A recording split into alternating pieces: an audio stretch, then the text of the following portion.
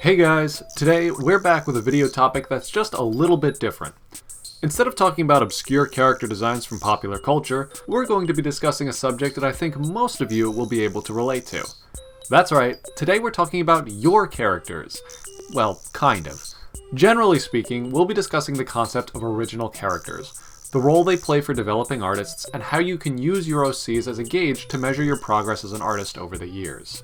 Now, even for those of us who don't consider ourselves artists or character designers, I'm sure that we all have that one special character or a group of characters that has lingered in our minds for years. Whether it's a fan-created insert into one of your favorite animes, a tabletop RPG character, a particular Fallout 4 playthrough that you got really attached to, or something entirely new of your own creation, there really are endless options for what could be considered an OC. The term itself carries some connotations, conjuring up images of Sonic characters repainted in MS Paint or Warrior Cat Sonas, but let's put judgments aside for this video. After all, these examples too are critical parts of an artist's development, and just like any character, will evolve over the years if the person who created them is willing to learn and improve. What starts off as a Naruto self-insert may eventually transform into a completely unique character with its own world and story. In fact, I bet that most artists my age went through a phase of fandom obsession, and that if you picked one of your favorite artists off of Instagram, Twitter, or wherever, they'd certainly have some sort of embarrassing OC they came up with back when they were 12. I'm certainly no exception. Though I never got into Naruto or My Little Pony or any of the big names of the original character do not steal genre, I had quite a few OCs back in the day that are, hard to look at as an adult. But therein lies the beauty of an art form like an original character.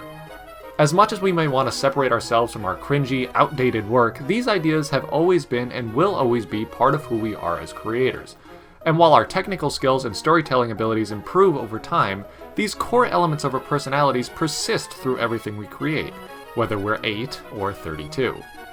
Let's talk a little bit about the benefits of creating a fan OC, or in other words, a character we create with the purpose of inserting it into a pre-existing story. As easy as it may be to make fun of a young artist posting their Steven Universe gemsona, it's actually a vital step in the development of all character designers, and should not be discouraged. As young minds, our ideas are molded by the media we consume, and the more we can learn about these principles of character design from successful TV shows, video games, comic books, and so on, the more we improve our technical skills on our own terms. I've said this before, but you don't need to go to art school to become a successful artist. You can learn a lot about color, shape, composition, and lighting from observing and studying the application of these skills in forms of media that you enjoy consuming, and then using what you learn in your own artwork. And yes, most commonly this process is carried out by creating OCs that exist in the universes and stories that we're learning from. Let's go back to Steven Universe. This show does an amazing job with color and light. It has a very genre-defining feel to it that has been influencing artists for years. Any young artist interested in this show will learn a lot by copying the palettes used by their characters and in the backgrounds, and if those artists are able to retain what they've learned from watching the show and apply it to work outside of fan art, their designs will be that much stronger because of this. Now, of course, there are drawbacks to drawing exclusively fan art. For one, if all you ever create is artwork based off of or directly inspired by your favorite media, your range as an artist will become significantly limited. This isn't a bad thing. You could find a niche for a very specific group of consumers where all they want to see is the same thing over and over again, but repetitive strikes dull the blade. To improve beyond the scope of things that you find cool, and break out into your own identity as an artist, you need to be aware of how much you're learning from your OCs, and how much you're just copying. Let's talk specifics, and I'm willing to put my own reputation as an artist on the line to help solidify this point in your mind. These are the Freelancers, a group of quippy comic book heroes that I came up with back in high school. This particular masterpiece was created by me about 6 years ago when I was 17 years old. At the time, I was reading a lot of Marvel comics, particularly Deadpool and Spider-Man. I was really into the whole idea of this subversive anti-hero that bucked the stereotypes of traditional superheroes. The Freelancers were pretty much a manifestation of everything I thought was cool. Crocodiles, visors, girls with short hair, gas masks, robot suits, and Magikarp.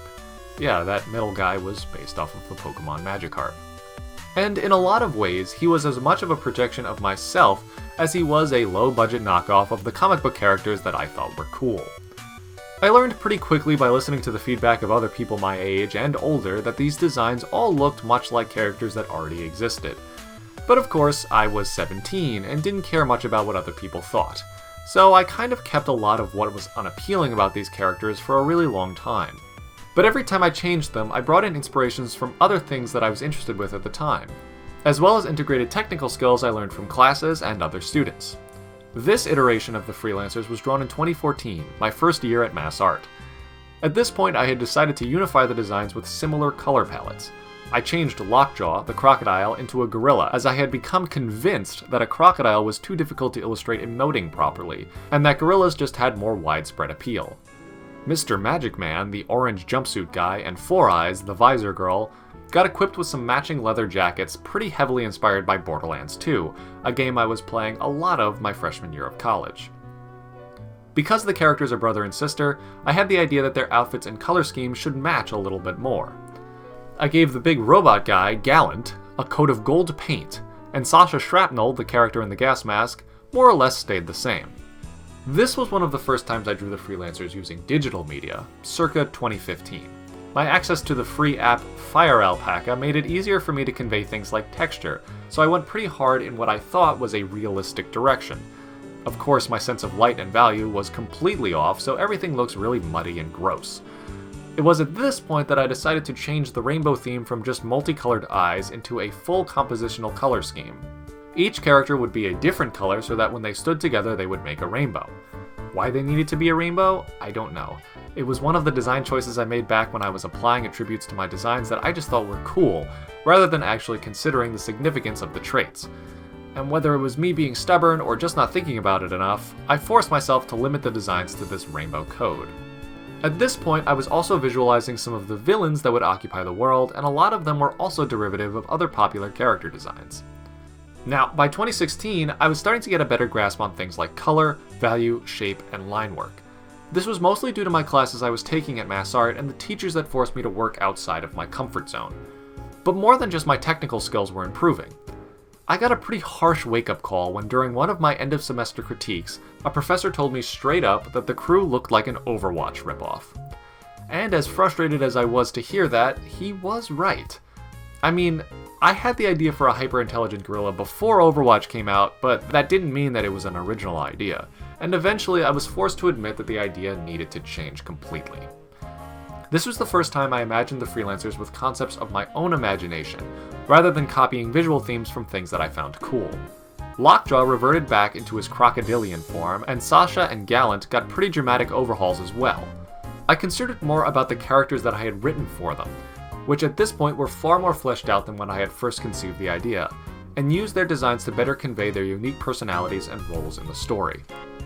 From this point forward, my development of the Freelancers was far more conceptual than it was visual. I had a great professor who taught me how to think about character design from its core purpose out. The role the character plays in the story takes precedence over its visual design, and as long as those themes are exemplified in the way it looks, it can really be anything you need it to be. I became less attached to little details and experimented with deviations in color, silhouette, shape, and outfits. Even if I didn't like an idea, I learned something from every new conception of the Freelancers, and it helped shape all of my other character designs, even outside of this world. For my senior illustration thesis, I did a series of shots from what I would imagine a Freelancers movie could look like. Full, painted scenes with dynamic posing, lighting, and action.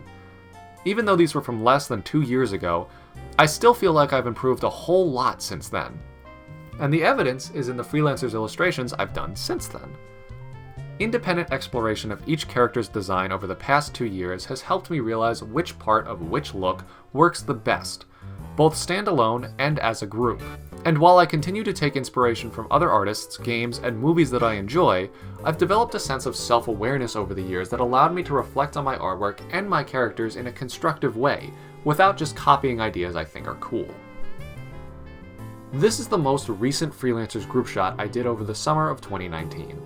It was one of my favorite things I did all year, and I'm still happy with it today. It was a sort of culmination of everything I've learned working with the Freelancers over the past 7 years.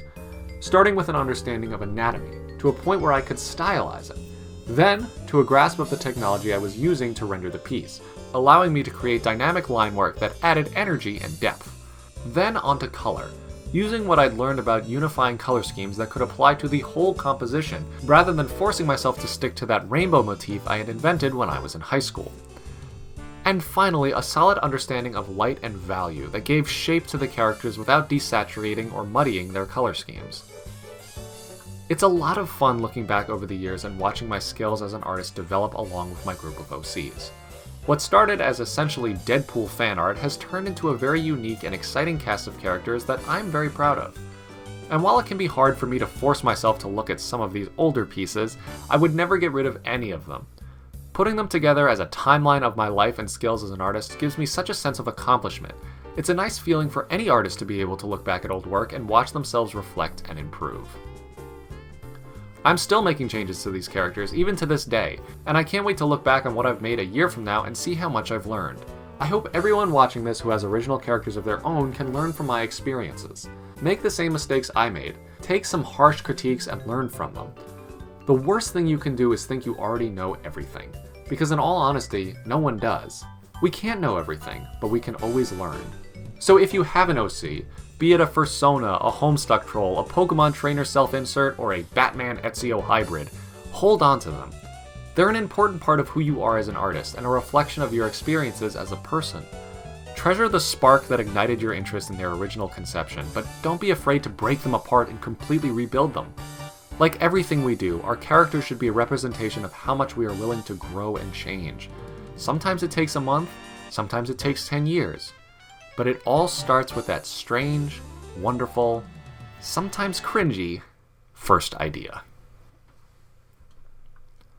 Thank you all so much for watching. I hope you enjoyed this video.